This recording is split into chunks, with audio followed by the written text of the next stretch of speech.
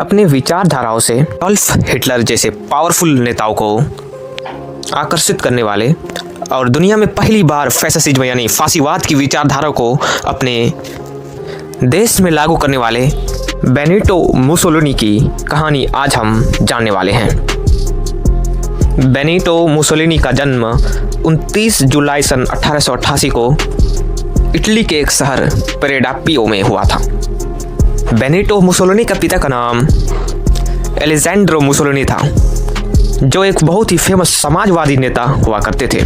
बचपन से ही Benito Mussolini को पढ़ाई से ज़्यादा इटली की राजनीति में ज़्यादा ध्यान हुआ करता था।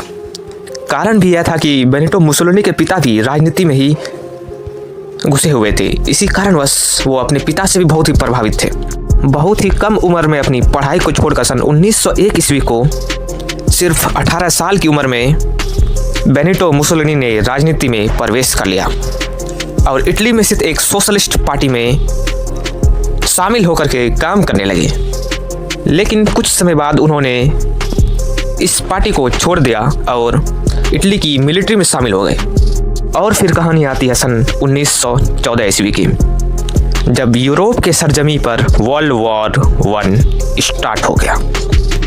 इस खूनी वॉर में सबसे पहले तो जर्मनी और फ्रांस के बीच ने को तो ये वॉर शुरुआत में ऑस्ट्रिया हंगरी एम्पायर और सर्बियन एम्पायर के बीच लड़ा गया था। लेकिन धीरे धीरे एक दूसरे के डिफेंस ट्रीटी की वजह से इस वॉर में Germany, France, great Britain, Italy और ओटोमन एम्पायर जैसी पावर ने हिस्सा ले लिया और इस खूनी वॉर में कूद पड़ी। देखते ही देखते यह वॉर पूरे ही यूरोप में फैल गई और पूरी ही दुनिया इस वॉर में 2 गुटों में बढ़ गई। पहले गुट को अलाइड पावर कहा जाने लगा, जिसमें ग्रेट ब्रिटेन, फ्रांस, अमेरिका और इटली शामिल थे। अमेरिका जो शुरुआत में वर्ल्ड वॉर 1 में शामिल नहीं था, लेकिन सन 1917 में जब जर्मनी के एक जहाजी बेड़े ने अमेरिका के एक जहाज को जो अटलांटिक ओशियन में ग्रेट ब्रिटेन जा रहे थे उसको पूरी तरीके से डुबा दिया और उस जहाज में तकरीबन 50 से 60 लोग अमेरिकन भी थे, जिसके कारणवश उन्होंने इस घटना का जिम्मेदार जर्मनी को ठहराया और वर्ल्ड वॉर 1 में कूद पड़े। और फिर जैसे ही सुपर पावर अमेरिका इस वॉर में कूदा तो इस वॉर की पूरी ही बाजी पलट गई और जहां सेंट्रल पावर जीतते हुए दिखाई दे रहे थे, जिसमें ऑस्ट्रिया हंगरी एम्पायर, जर्मनी और ओटोमन एम्पायर की टिकड़ी शामिल थी। शुरुआत में ये तीनों पावर एलाइड पावर पर भारी पड़ती हुई दिखाई दे रही थी, लेकिन जैसे ही अमेरिका इस वॉर में कूदा उन्होंने इस वॉर की पूरी ही दिशा और दशा बदल दी और हारते हुए एलाइड पावर के मोराल को वापस ऊपर किया और इस वॉर में सेंट्रल पावर को कड़ी शिकस्त का सामना करना पड़ा। अगर आप इस वीडियो में अच्छा रिस्पांस देंगे तो हमें वर्ल्ड वॉर 1 की पूरी हिस्ट्री के बारे में एक पूरी ही डिटेल वीडियो बनाऊंगा। वापस अपने मुद्दे पर आए तो बेनिटो मुसोलिनी जो इटली के आर्मी में शामिल हो चुके थे और वर्ल्ड वॉर 1 में इटली ने भी हिस्सा लिया था, तो मुसोलिनी ने भी एक सोल्जर की तरह इस वॉर में लड़ाई की थी। और फिर जब वर्ल्ड वॉर 1 खत्म हुआ तो मुसोलिनी ने आर्मी के सोल्जर के पद को छोड़कर वापस अपने राजनीति में प्रवेश कर लिया और फिर सन 1919 में उन्होंने अपनी अलग विचारधारा यानी अपनी अलग आइडियोलॉजी को अपनाया, जिसे आज हम सब लोग फैसिज्म के नाम से जानते हैं। अपनी इसी आइडियोलॉजी और अपने दमदार भाषण के दम पर उन्होंने राजनीति में प्रवेश किया और हजारों लाखों इटलियन जनता का समर्थन भी पा लिया और फिर सन 1922 ईस्वी में वो इटली के प्राइम मिनिस्टर भी बन गए।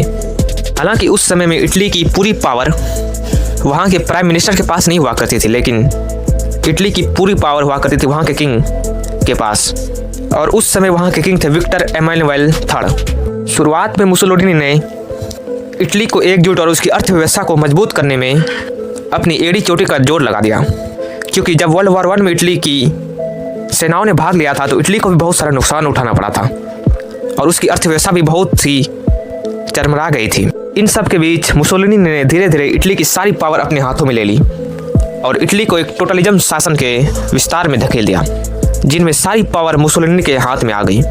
उधर यूरोप में ही जर्मनी में इटली से तकरीबन कुछ ही 100 किलोमीटर दूर पर जर्मनी के शासन की बागडोर एडोल्फ हिटलर के हाथ में आ गई और उनकी नाजी आइडियोलॉजी ने जर्मनी पर पूरी तरीके से शासन कर लिया और फिर 21 जनवरी सन 1933 को जर्मनी का चांसलर बनता है। एडोल्फ हिटलर मुसोलिनी के इस फैसिज्म विचारधारा से बहुत ही प्रभावित थे और उन्होंने मुसोलिनी के साथ अपनी दोस्ती का हाथ भी बढ़ाया। और फिर मुसोलिनी ने हिटलर के साथ एक समझौता भी किया जिसमें दोनों देशों की एक दूसरे के वर्तमान सरकारों को समर्थन देने का वादा भी किया और एक डिफेंस ट्रीटी भी साइन कर ली। शुरुआत में एक निष्पक्ष तौर पर प्राइम मिनिस्टर बनने वाले मुसोलिनी ने अपनी विचारधारा फैसिज्म पर आधारित होकर इटली की पूरी सत्ता अपने हाथों में ले ली और वो इटली के डिक्टेटर बनकर उभर गए। इटली में जो भी लोग मुसोलिनी का विरोध किया करते थे, मुसोलिनी उसको मौत के घाट उतार दिया करते थे। हालांकि मुसोलिनी ने इटली की अर्थव्यवस्था को बढ़ाने में बहुत ही बड़ा योगदान भी दिया था। उन्होंने इटली की इंफ्रास्ट्रक्चर में बहुत ही पैसा खर्च किया और इटली में खुद का उद्योग स्थापित किया। साथ ही साथ उसको यह भी पता था कि इटालियन सेना उतनी मजबूत नहीं है और उन्होंने इटालियन सेना को भी मजबूत करने में बहुत ही बड़ा योगदान दिया था। और फिर यह कहानी आती है सन 1936 ईस्वी की, जब इटालियन ट्रूप्स ने इथोपिया कर पूरी तरीके से इथोपिया पर कब्जा कर लिया। और फिर सन 1939 को नाजी जर्मनी के साथ एक डिफेंस ट्रीटी भी साइन कर ली। और फिर सन 1939 में यानी इसी साल मुसोलिनी ने अल्बानिया पर भी हमला कर दिया और उसको भी पूरी तरीके से जीत लिया। बेनिटो मुसोलिनी का सपना था कि रोमन एम्पायर को वापस इस्टेब्लिश किया जाए और इसी के मार्ग में वो चल भी गए थे। और फिर कहानी आती है 1 सितंबर सन 1939 की, जब जर्मनी ने पोलैंड को इन्वेड किया और वर्ल्ड वॉर 2 की शुरुआत ऑफिशियली हो गई। और फिर वर्ल्ड वॉर 2 में इटली ने भी जर्मनी का पूरी तरीके से साथ दिया और एक नई अलायंस की स्थापना की जिसे कहा जाता है एक्सिस अलायंस, जिसमें इटली, जापान और नाजी जर्मनी शामिल थे। वहीं दूसरी ओर एलाइड पावर में फिर से फ्रांस, ब्रिटेन, अमेरिका और सोवियत यूनियन शामिल थे। अमेरिका इस बार भी वर्ल्ड वॉर 2 में पहले नहीं कूदा था। 7 दिसंबर सन 1941 को जब जापान की वायुसेना ने अमेरिका के पर्ल हार्बर पोर्ट पर अटैक किया तो अमेरिका इस बार भी ऑफिशियली वर्ल्ड वॉर 2 में कूद गया। इस बार भी एलाइड पावर की हालत बहुत ही खस्ता हुई, क्योंकि शुरुआत में एलाइड पावर को बहुत ही बड़ी मात्रा में जीत हासिल हो रही थी, लेकिन जब अमेरिका और सोवियत यूनियन ने अटैक करना शुरू किया तो एलाइड पावर की हालत पूरी तरीके से खस्ता हो गई। उधर इटली के आंतरिक सरकार यानी मुसोलिनी की सरकार में भी विद्रोह शुरू हो गया और फिर साल 1943 को मुसोलिनी को पकड़कर जेल में डाल दिया गया और उसकी सत्ता को छीन ली गई। इटली के ही सिसिली नामक स्थान पर मुसोलिनी को जेल में डाल दिया गया। लेकिन फिर 7 जुलाई सन 1943 को हिटलर ने ऑपरेशन हस्की के जरिए मुसोलिनी को वापस छुड़ा लिया और मुसोलिनी को वापस इटली की सत्ता में बिठा दिया। और फिर सन 1945 को मुसोलिनी को वापस इटली की सरकार ने पकड़ लिया और जनता के सामने खुलेआम उसको मौत की सजा दे दी गई।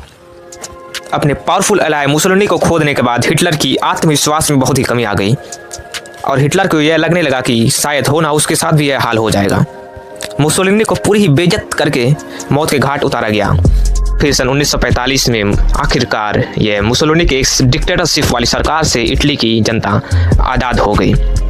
अगर आपको यह वीडियो अच्छी लगी हो तो हमें सब्सक्राइब, फॉलो, लाइक और शेयर करें। ऐसी वीडियो के लिए हमारे साथ बने रहें। Thank you so much for watching.